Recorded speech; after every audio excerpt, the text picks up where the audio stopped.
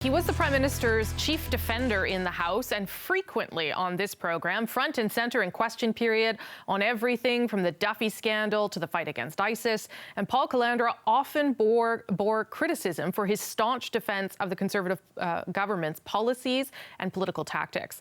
Last week, he lost the seat that he's held since 2008 as the Liberal wave swept through Ontario. So what lessons did he learn from the campaign loss, and what needs to change for Conservatives to regain the support of Canadians?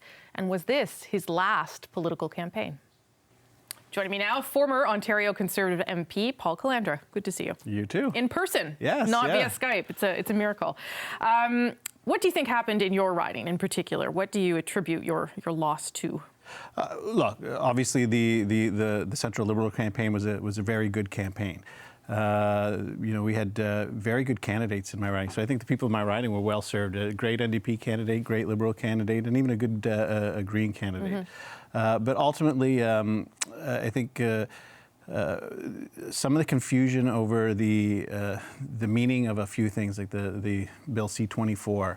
This was the bill where if you were a convicted terrorist, they could revoke your citizenship. Yeah. So I think some of the confusion surrounding that, there was you could see there was a couple of days there where the niqab decision that came out by the federal court. Then there was a news conference on barbaric cultural practices, and then the decision to by Citizenship and Immigration to start stripping citizenship. And individually taken in isolation, each policy, people could understand them, but when they all came together, it was there was a lot of confusion, and I think first-generation Canadians looked at the confusion and said, "Okay, we're not ready to endorse that yet." And but again, it's not to take away from what were good campaigns run by the Liberals, both nationally and locally as well. And so, was it when those things started happening that things started you felt things turning in the riding? Up to that point, you'd been talking about the economy, tax cuts, that kind of stuff? Oh, absolutely. I mean, we'd had our challenges, obviously, early goings. We had the Duffy trial, then the Syrian refugee crisis. But through it all,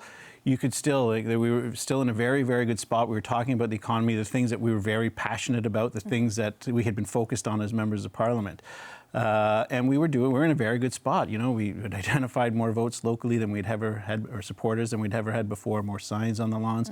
But then when it started to stray into something that that was confusing for a lot of people, and I don't want to say that suggests that there was anger from people. It was just they were confused. They didn't truly understand the policies. And look, if you could spend 5 minutes at a door explaining C-24, explaining why you needed to remove the niqab at a citizenship ceremony, explaining what we meant by barbaric, if you could do that, then you could turn a voter. But in the context of 10 days left in an election, there was just such confusion. It was not anger; it was just people, it's really confused and said, look, we're not ready to endorse that yet. We want to go back to a pre-C-24 status quo. So was it a mistake to talk about those things or to put those kinds of things in the window that way? I mean, the barbaric cultural practices line, for instance, sort of came out of nowhere, was a press conference, and then nobody really understood what the purpose was.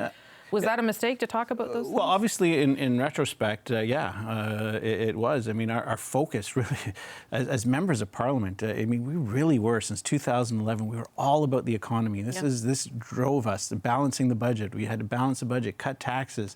This is what we were passionate about. These are the things that we had been fighting about as members of Parliament, and then in a campaign. And we weren't able to pivot. And to their credit, the Liberals were able to seize on that confusion as well.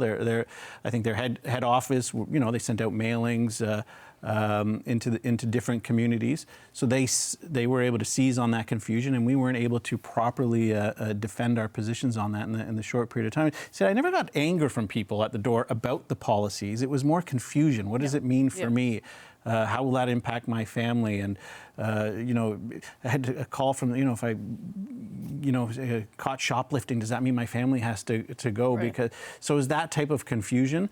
And in the context of, with 10 days left in the election, it was hard to try and win that back. One of the things that, and I've talked to a lot of Conservatives over the past week or so, that everyone sort of agrees on is tone as well. And I mean, maybe it's related to those confusing messages, but that the Liberals were offering something hopeful. It was all, sunny ways, as Mr. Trudeau says. And there wasn't a lot of that coming from your party. Would you agree with that assessment? I didn't get a lot. I'll be completely honest with you. I expected, because of the job that I've been in over the last couple of years, that I might be a lightning rod for some frustration at the doors from people. And I did get some of that. But for the most part, you know, those first couple of months of the campaign, people were talking about the economy. They were talking about safety and security, and we were winning the day. So I didn't get that as much. So then why do you think that happened then? Why did the party double down on all that stuff that complicated things for you? Whether people were angry or not, why did they bother? Why did they go there? I just don't have an answer, because, you know, the campaign, as much as we've heard from people, oh, the campaign was this and that. I got everything I needed from headquarters. You know, when the tour came to town, it was great. The Prime Minister's speeches were awesome. They were really uplifted volunteers. We had some policies that we were getting out there, maybe not enough, to be honest. And when we talked about the economy, and, you know, you'd go to the door, people would say, look, I might not like everything you do, but I continue focusing on the economy because that's what I'm worried about. And then these other elements came in, and then people started saying, wait a second here, I don't get it. And there was just confusion.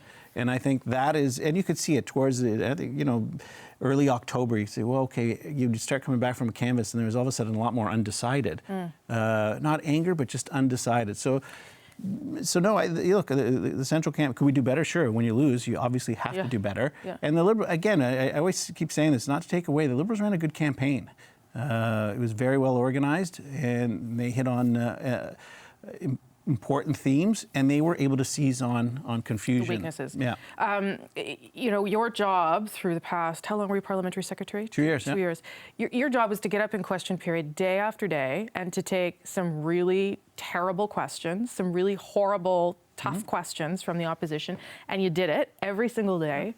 And you sometimes just got up and just repeated the same line again and again, because that was your job.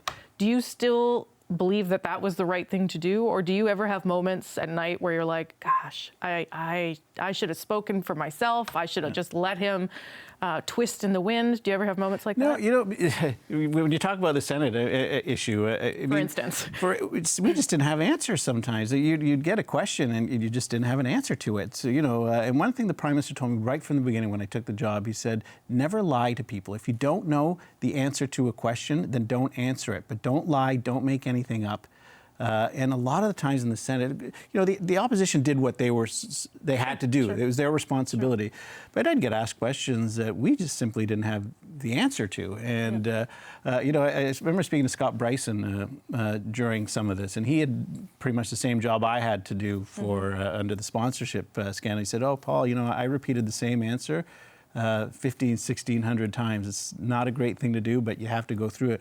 But I was always mindful. Did you feel like a punching bag at some point? And did you ever say, I'm not in this game for this? This is not what I got into politics for. No, I loved every minute. That's just my personality. I love every minute of being in the House of Commons. I love being in the thick of things. I think the one time I apologized to Mr. Mulcair was the one answer that I was not proud of, and I think that needed to have an apology. But other than that, no. I always took my job as being threefold. A, don't do anything or say anything in the House of Commons that might compromise an RCMP investigation into these people. Once they were charged, don't say anything that might impact the Crown's case against them. And knowing that my caucus colleagues were going through a pretty miserable time in question period, if there's some way to alleviate what was many months of rather negative question periods with a little humor or levity, then I would do that. But I loved it. I think the opposition did a great job throughout that. And I'm grateful. The Prime Minister gave me the opportunity. Grateful. I actually am. I mean, he gave me a great opportunity to do what I love, and that's get up in the House of Commons, defend policies that I liked. And he was very honest with me at the beginning, how I should do it. And you didn't at some point say to him, gosh, why didn't you cut Mike Duffy loose? Why didn't you dump Nigel Wright right away? You could have made my life and your life a lot easier. No. I mean, as you're going through these things, things start to come up, right? And you just, if we would have had all the answers right at the beginning, this would have been so much easier. But I remember when the Ben Perrin emails resurfaced. Right. And we've been going on and on. They were erased. And I remember getting the call and saying, well, the public service has found the Perrin emails. And we were like, what are you talking about? we've just been for months saying that they're, and then and we're just looking at each other and saying, this, wow.